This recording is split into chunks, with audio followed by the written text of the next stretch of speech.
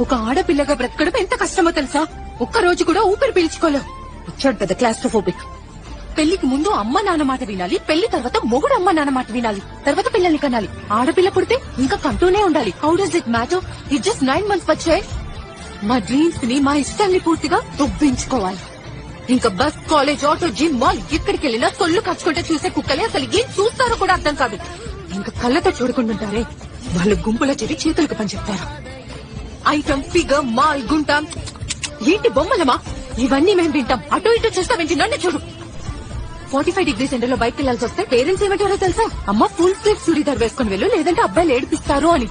దానికి మేమే చేయాలి? పాప్కార్న్ ల వేడికి బర్స్ట్ అయిపోవాలా? ఈ మధ్యేమో కొత్త ట్రెండ్, ఫోన్ తో న్యూడ్ పిక్స్ తీయడం. Public service announcement, dear men, మా అమ్మాయిలకి మీ న్యూడ్ పిక్స్ చూసే ఇంట్రెస్ట్ అస్సలు లేదు. So zip it up. Social మీడియాలో ట్రోల్స్ చేస్తారు, స్లట్ అంటారు, మళ్ళీ అంటారు బ్లాక్ ఎందుకు చేసావు సిస్టర్. సో మిస్బిహేవ్ ఎవరు చేస్తారు? అబ్బాయిలు. ఎవరు వెంటపడి ఏడిపిస్తారు? అబ్బాయిలు. హరాస్ ఎవరు చేస్తారు? అబ్బాయిలు. కానీ ఇక్కడ ఎవరి ఫ్రీడమ్ తప్పింది? మా అమ్మాయిలది. సో అబద్దాలు అడ్డం మాకేం సరదా కాదు. ఆ అబద్దాలు చెప్తాం ఇంట్లో నుంచి బయటకు వెళ్ళడానికి. దాన్ని ఎలా అర్థం చేసుకుంటారు? మా క్యారెక్టర్ లూజ్ అనా? ఉన్నది ఒకే జీవితం, నచ్చినట్టు బ్రతికే హక్కు మాకు ఉంది.